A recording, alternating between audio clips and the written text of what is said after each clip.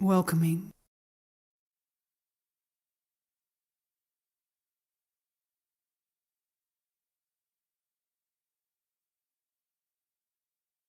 The doctor prescribes the taking of herbs for a limited time. During that time, they do their work. Likewise, our time together will be limited. However, Hsin's words will not be limited.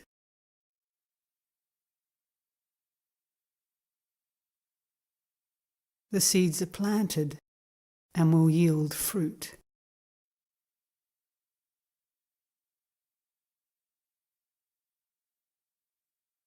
Hsin's instructions will not lead you to anywhere.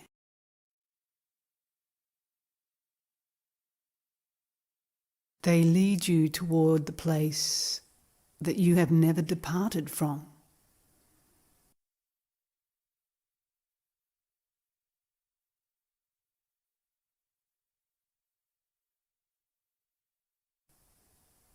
No religion, with its requirements of intermediaries and postponement, is spoken here. There is no one to wait for, and no time need be waited on.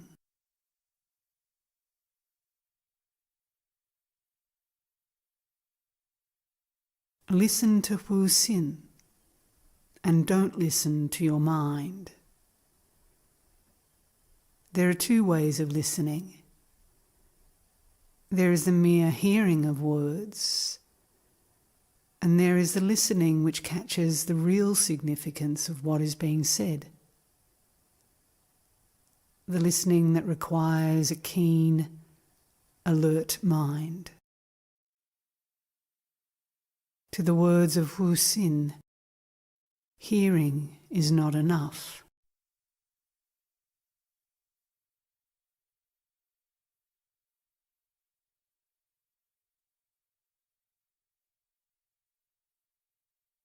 It is irrelevant whether or not you agree with what is said.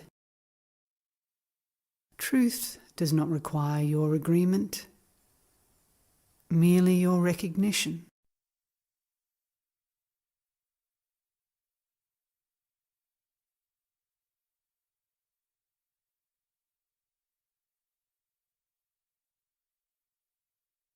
In the days ahead, there will be opportunities for questions.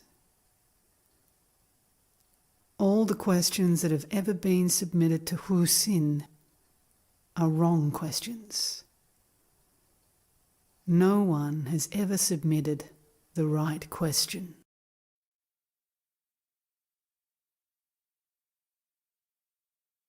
The right question is the last question. It leads to the end of questioning. The wrong question merely births more questions.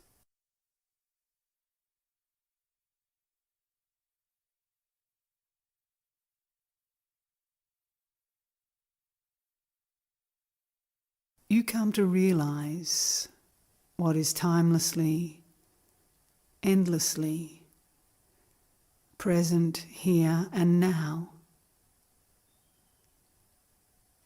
It may seem like an attainment, but it is not. You gain nothing, but only lose what wasn't yours to begin with.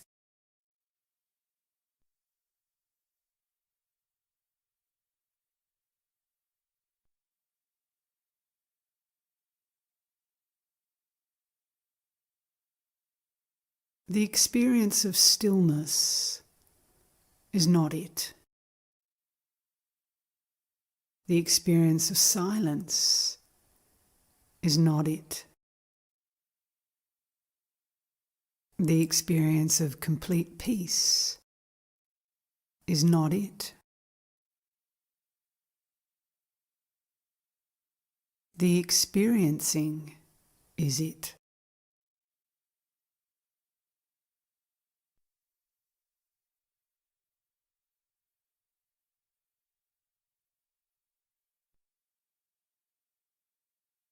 In a sense, the past and the unknown run in parallel. Clinging to the former makes it impossible to gain glimpses into the latter. As such, there is nothing to learn. However, there is much to unlearn.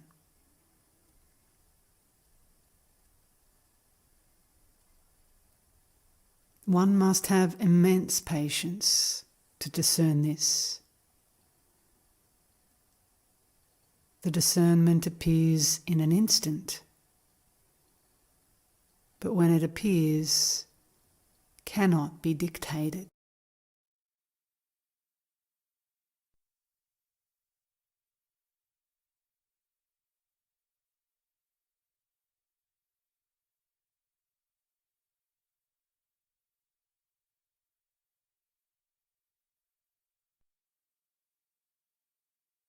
Those who wish to keep their illusions can do so and will remain frozen in place. Those who fear them will recede into safer illusions,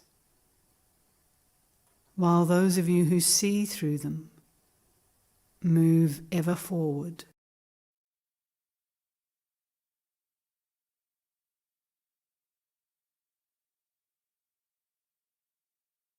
Clarity does not require giving up all of one's material possessions. All that is needed is to relinquish one's erroneous beliefs.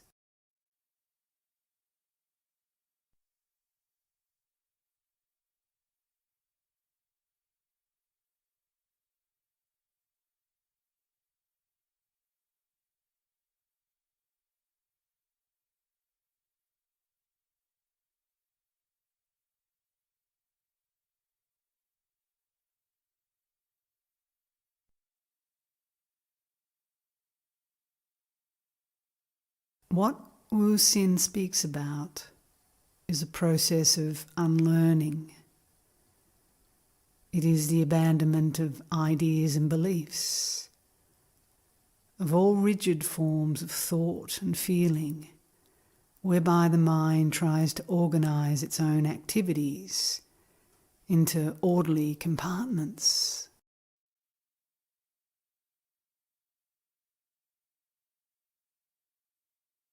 These dogmas and philosophical systems are only ideas about reality, in the same way as words are not facts, but only ideas about facts.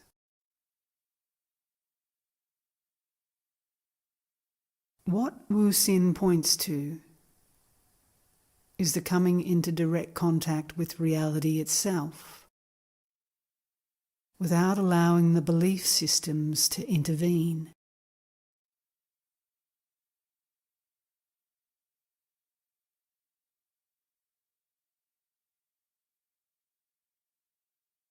We begin as a child, and most often end as a child.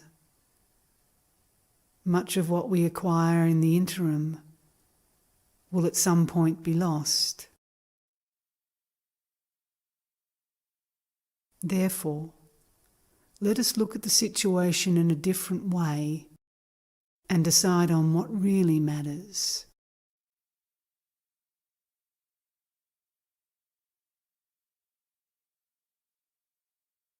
Doubt and uncertainty often lead to new points of view. Here we admit the distinction between what is and what appears to be. We cease accepting imagination as reality. Now, in order to examine anything thoroughly, we must be outside of it.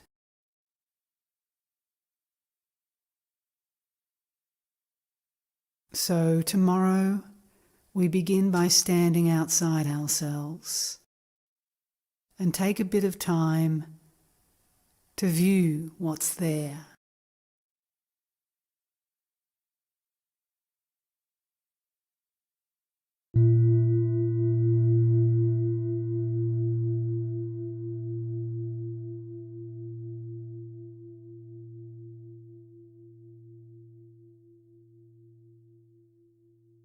Prior to the rising of self-consciousness, there were no wants.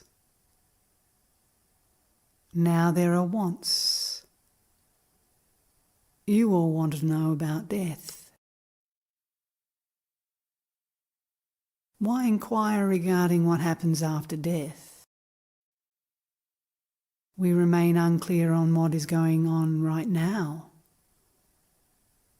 Let us clarify that first. This person that you are so preoccupied with, what is it? What, in fact, is born? This person is to the body what colour and fragrance is to a flower. It comes into being when the foundation to support it appears. That is, self-conscious. What is born, in the strictest sense, is witnessing via a body.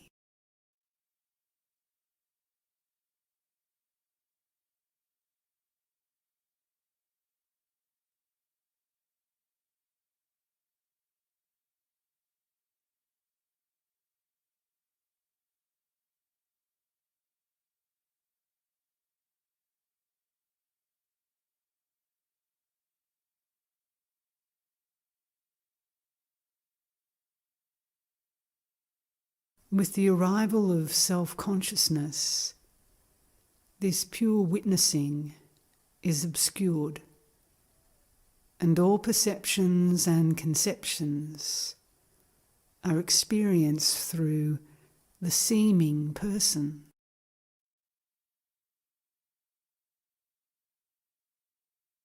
The sounds that emanate from a musical instrument are nothing more than a movement of energy through the instrument. Likewise, the person is nothing more than a movement of energy through the instrument, the body.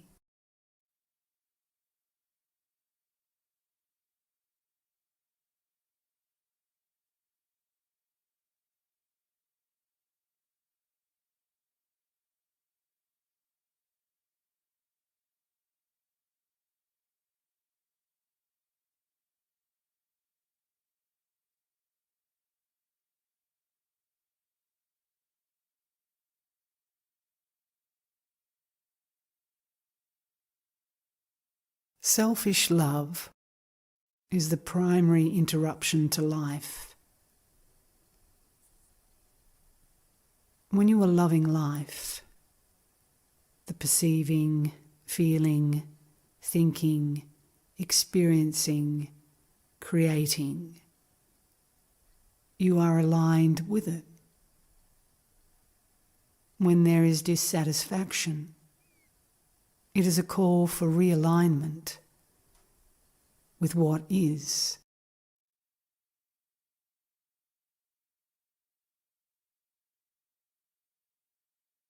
In nature, everything pulsates.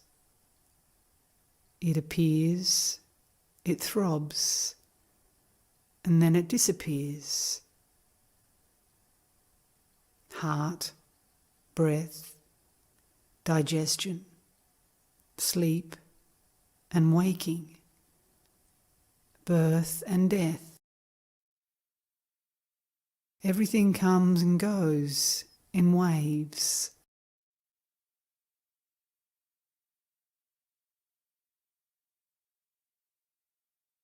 Timescales may vary, but the outcome is always the same. Periodicity and the harmonious alternation between extremes is the very essence of life. Hsin cannot provide you with what you have predetermined to be acceptable. His words are not another's. They are uniquely his own, emanating in much the same way as the fragrance of a flower.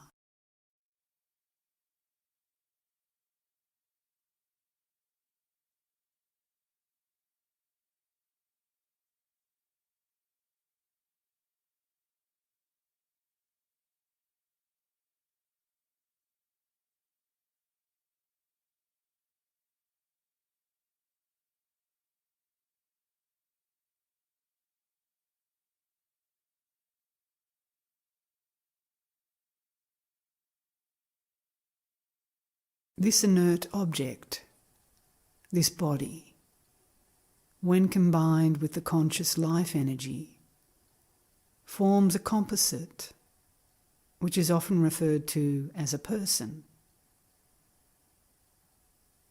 All the I run, I sit, I sleep, I think, I remember, I worry, are statements that confuse the subjective with the instrument of the subject.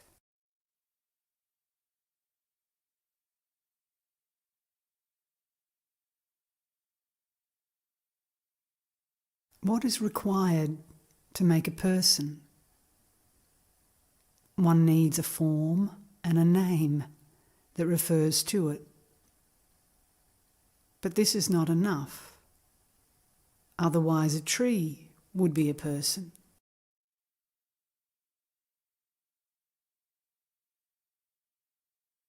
The form with a name also needs modalities of cognition and action. But this too is not enough. Otherwise, a tiger would be a person.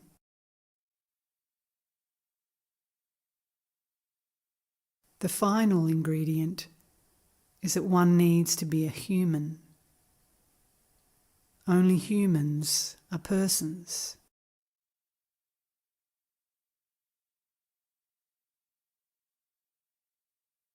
See that the person is, in reality, nothing more than a verbal construct, and that there is no entity as such. This is the primal error, assigning reality to something which is merely an idea.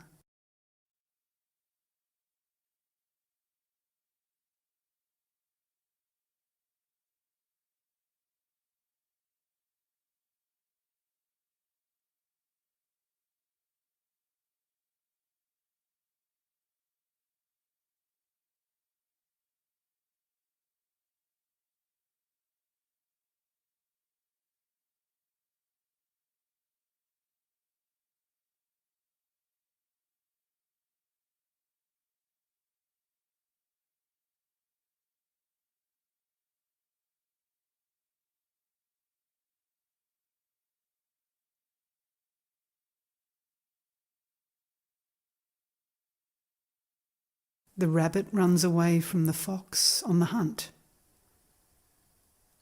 It is only a body that runs. There is no one who ran. Expanding on this, we can see that all notions of a personal self are false. An action occurred. At that moment, there is only acting, but no actor. It then follows that any life of a personal self is likewise false.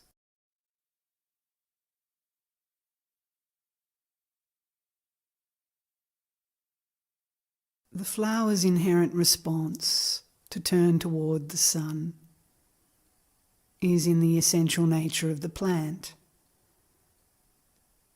The mode of any action, of any form, its behaviour, is inherent in its nature. There is no entity doing anything. The organism reacts. This self-deception, this I am this body idea, can die while the body continues to live. But there cannot be anyone to bring it about.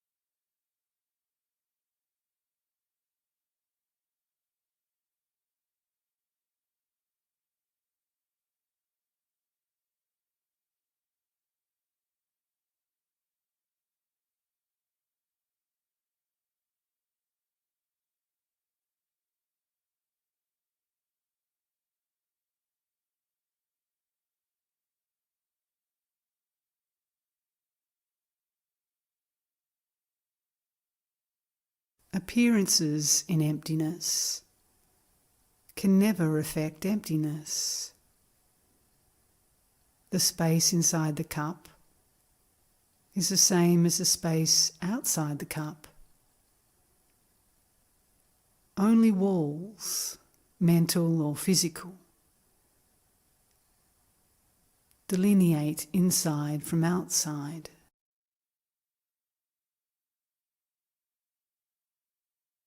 The silence preceding the words is the same silence after they are spoken. These are the offspring of the unchanging.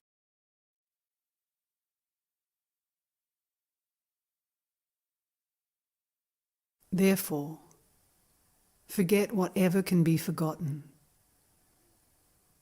In so doing, what is revealed is that which cannot be forgotten.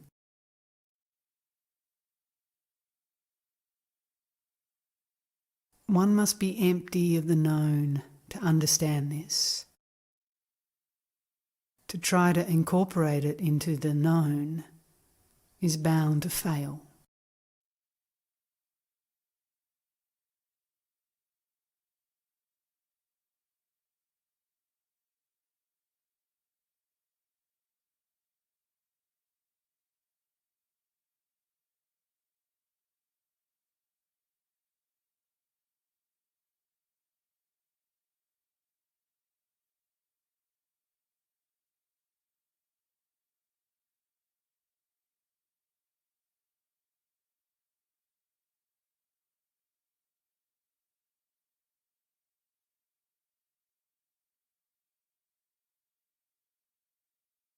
We miss what is due to a lack of attention.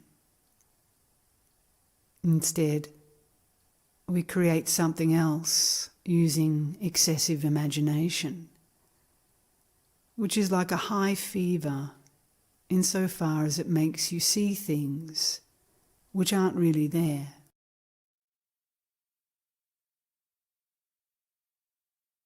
People have become enslaved to their thoughts. They listen and obey.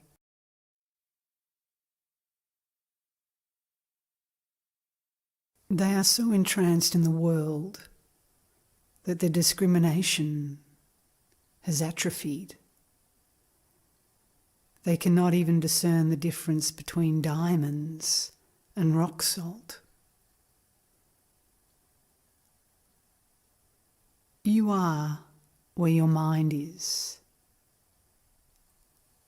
Escape from the thought sphere, therefore, is the imperative. It is not accomplished by killing the mind, resisting thought, or similar acts.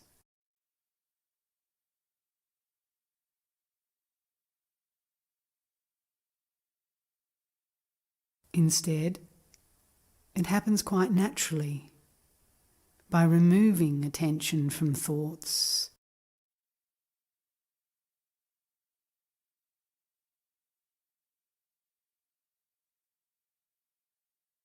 without the energy of attention. Thought dies.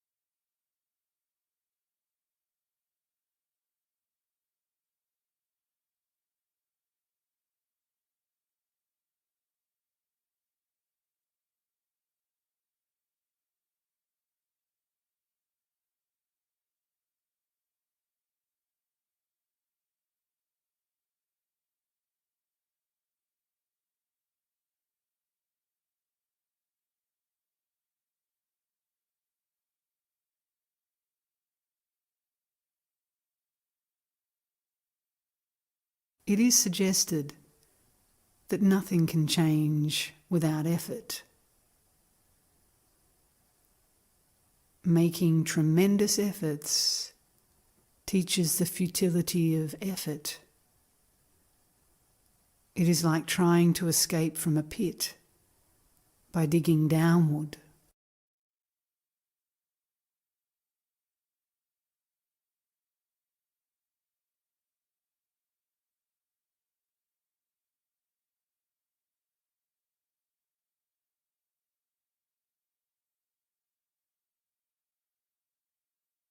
Hsin says no effort is required, in the sense that no effort is required to be aware.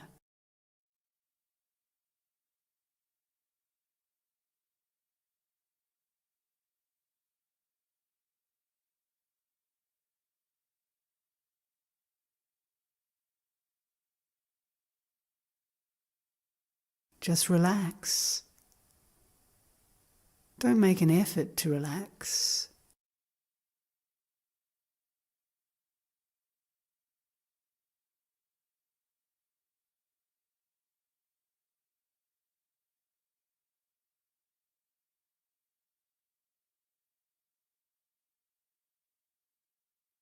In that natural relaxation, what you need to know will present itself.